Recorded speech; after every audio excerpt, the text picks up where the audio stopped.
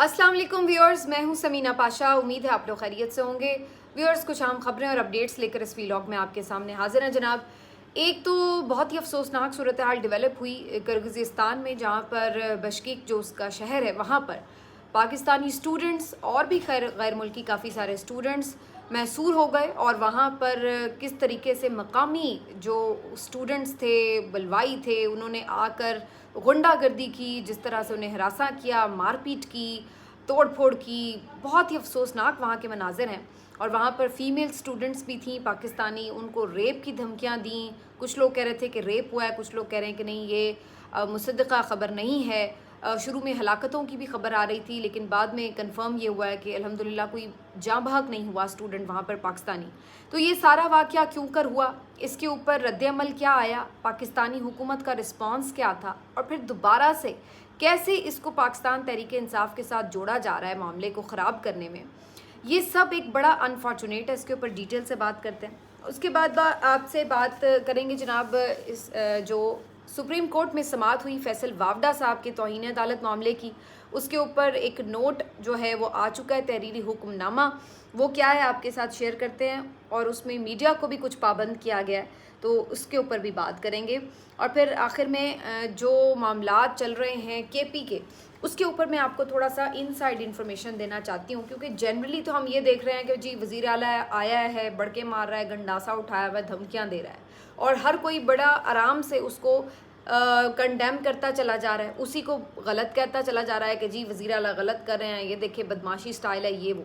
लेकिन इस पे कोई बात नहीं कर रहा कि जो वो कंसर्न शो कर रहा है वो हैं क्या, आखिर जो वो तहफ़्फ़ुज़ात हैं जिसकी वजह से वो ये बोल रहा है वो क्या है, वो क्यों नहीं एड्रेस किए जा रहे, और इसके कॉन्सिक्वेंसेस क्या हो सकते हैं। तो इसके ऊपर ज़रूर बात करेंगे। आपसे रिक्वेस्ट है कि चैनल को सब्सक्राइब कर लें अगर अभी तक सब्सक्राइब नहीं किया। तो सबसे पहले बात करेंगे जी स्टूडेंट्स की। ये कल रात से मामला शुरू हुआ है बेसिकली, और जो रिपोर्ट्स आई हैं उसके मुताबिक जो कुछ मिस्री स्टूडेंट्स थे या अरब ममालिक से कुछ स्टूडेंट्स थे, उनका कुछ झगड़ा हुआ वहाँ के मकामी लोकल स्टूडेंट्स के साथ, और उन्होंने उनके साथ झगड़े में कोई मार कुटाई की। जिसके बाद ये जो लोकल स्टूडेंट्स थे, इन्होंने पूरे ग्रुप्स बनकर, और इनके साथ हो सकता है कुछ बलवाई और गुंडे भी शामिल हो गए हों, और ये सब इन्होंने मिलकर एक ग्रुप्स की तरह जो गैर मुल्की स्टूडेंट्स थे उनके हॉस्टल्स पर धावा बोल दिया। अब ये जो गैर मुल्की स्टूडेंट्स थे, इनमें इंडियंस भी थे, इनमें मिस्री भी थे, इनमें पाकिस्तानी भी थे, और भी कई ममालिक के स्टूडेंट्स थे।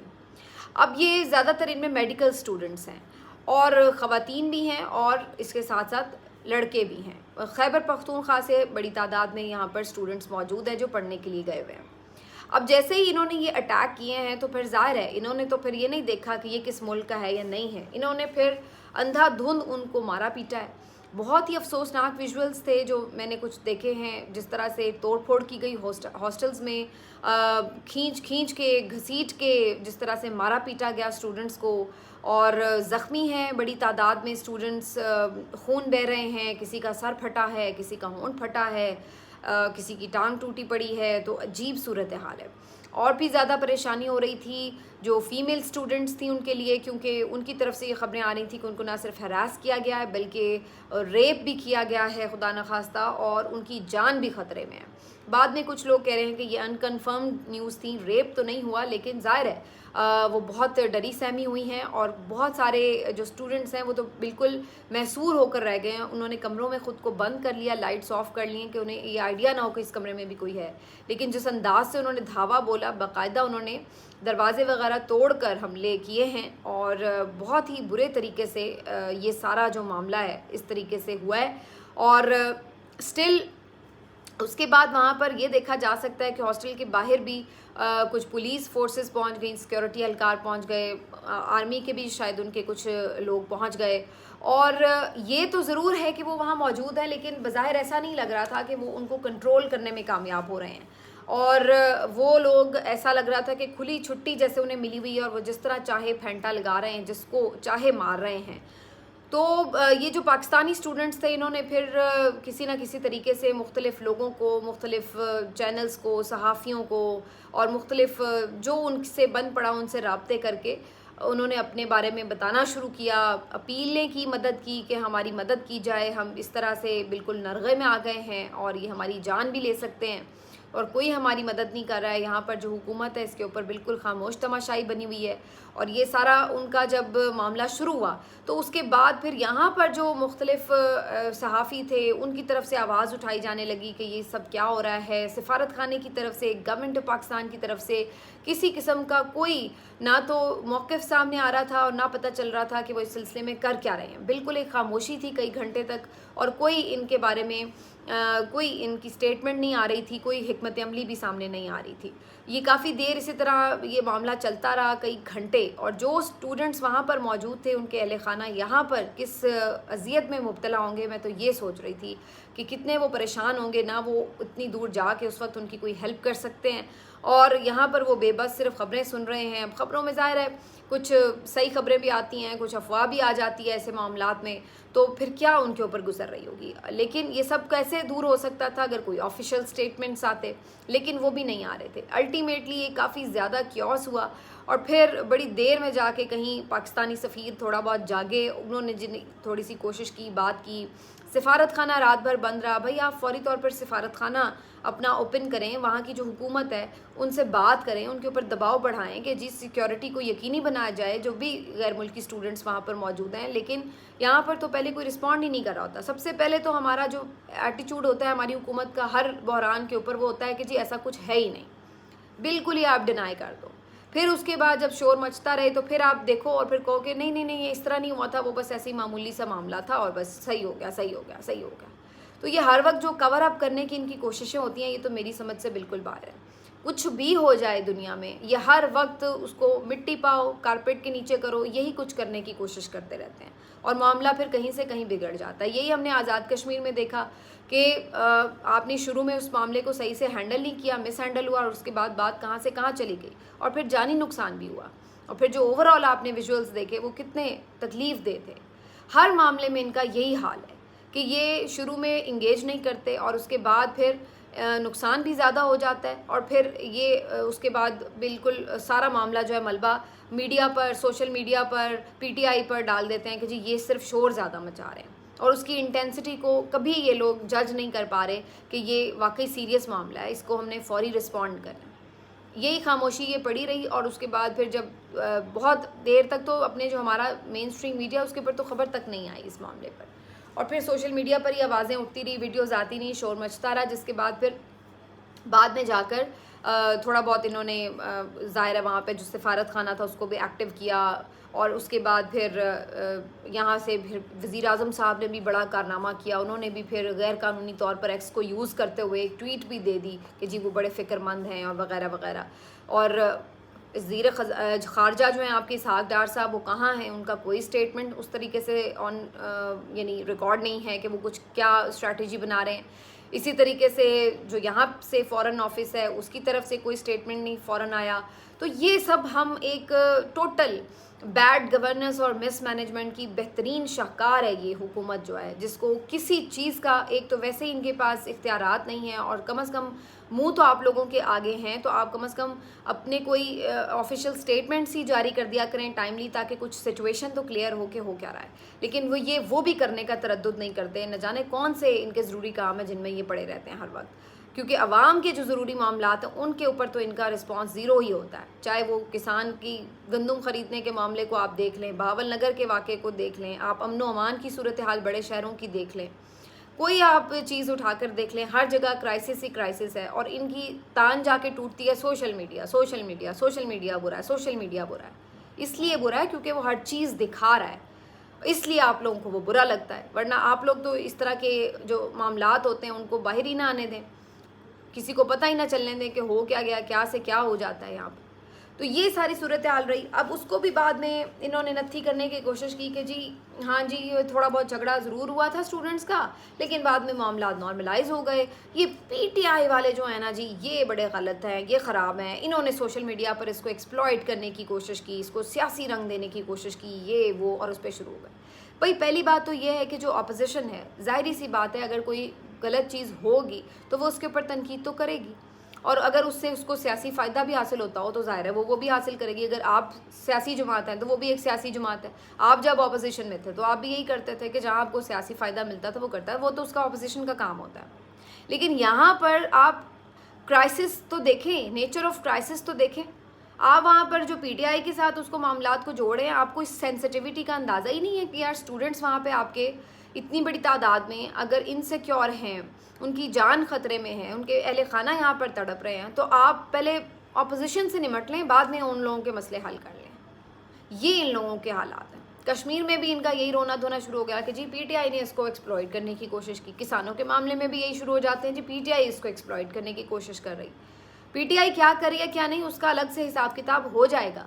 पहले तो आप एज ए गवर्नमेंट क्या परफॉर्म कर रहे हैं, कैसे मुख्तलिफ क्राइसिस को हल कर रहे हैं, इसके ऊपर तो बात होगी। इनकी तान बस ये टूटती है जैसे हर दुनिया का मसला जो है वो सिर्फ पीटीआई की वजह से, अगर पीटीआई ना हो, सोशल मीडिया ना हो, तो दुनिया का कोई मसला ही नहीं है। ये इन लोगों की मेंटालिटी है।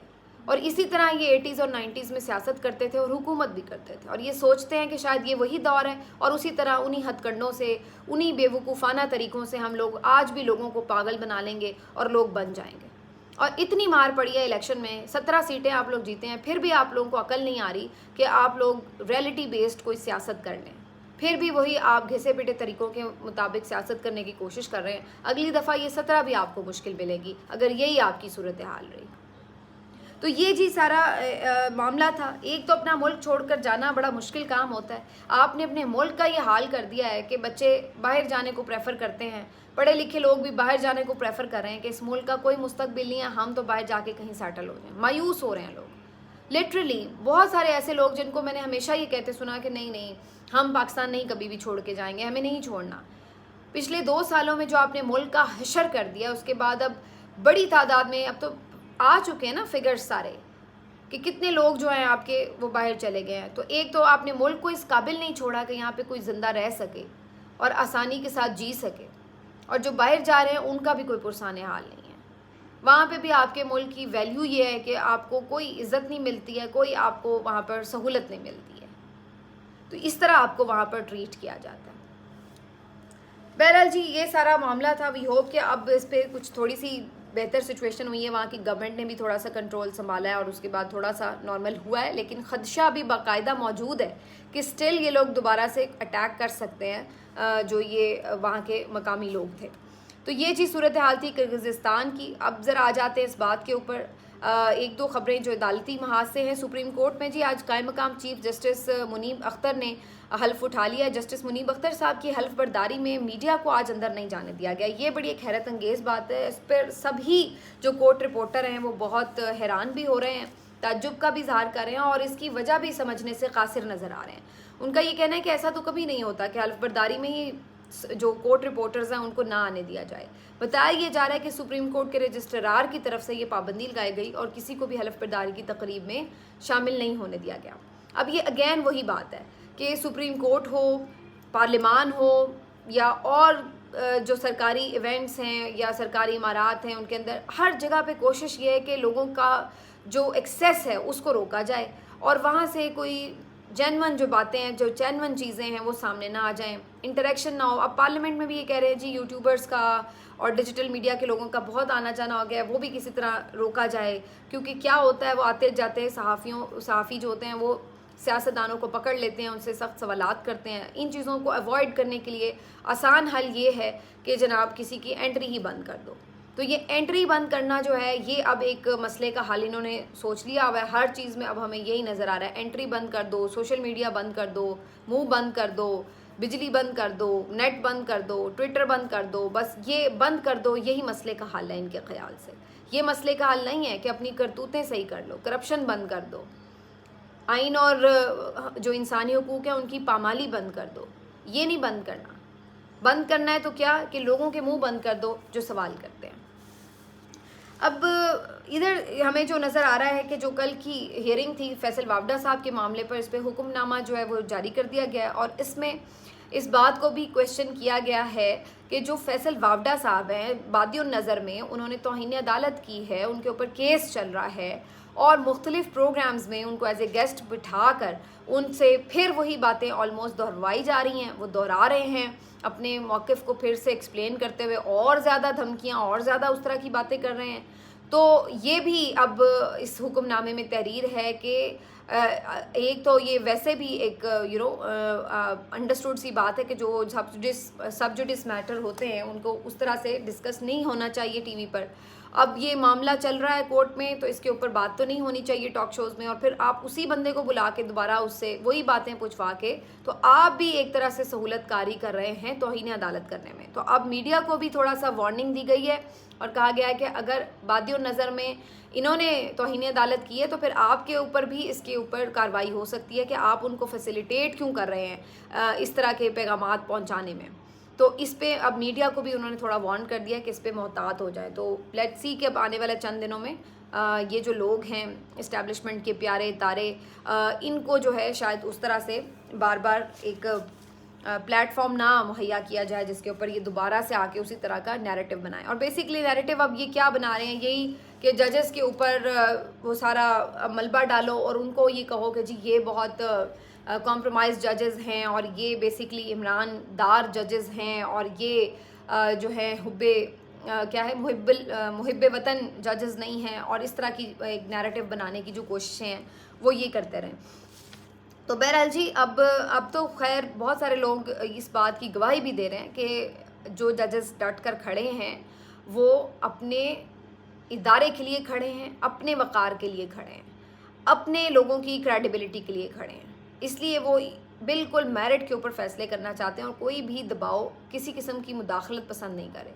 लेकिन अब एक नैरेटिव आप देखेंगे आने वाले दिनों में बनेगा कि जी ये सारा कुछ जो दिया ने किया है वो इसलिए कि इमरान खान जजेस के ऊपर दबाव डालने में कामयाब हो गए हैं। सोशल मीडिया के थ्रू, अपनी गुफ्तगू के थ्रू उन्होंने जजेस के ऊपर दबाव डाल लिया है, इसलिए जो जजेस हैं वो अब इस हुकूमत या इस इस्टेब्लिशमेंट के ख़िलाफ़ फ़ैसले दे रहे हैं या इस तरह की बात कर रहे हैं कि जी ये मुदाखलत करें वगैरह वगैरह। तो ये अब इसको इस तरीके का रंग देने की भी कोशिश करेंगे। बहरहाल जी ये सारी सूरत हाल पे हम नज़र रखे हुए हैं। आखिर में सिर्फ मैं थोड़ा सा आपको बताना चाह रही हूँ कि जो मामला KP का इस वक्त चल रहा है, बल्कि मेरा ख्याल है इसको मैं अगले वीलॉग में ज़्यादा ज़रा तफसील से डिस्कस कर लूँगी ताकि जो है आपको समझ भी आ सके मामला। वीडियो ऑलरेडी लंबी हो गई है, फिर इंशाल्लाह अगली वीडियो में इसके ऊपर तफसील से बात करती हूँ और मैं आपको डिटेल से बताऊँगी कि आखिर खैबर पख्तूनख्वा के वफाक के साथ मामलात हैं क्या और कितने पैसे देने हैं और किस मद में देने हैं। इसके ऊपर तफसील से बात करेंगे। अपना ख्याल रखिए। अल्लाह हाफ़िज़।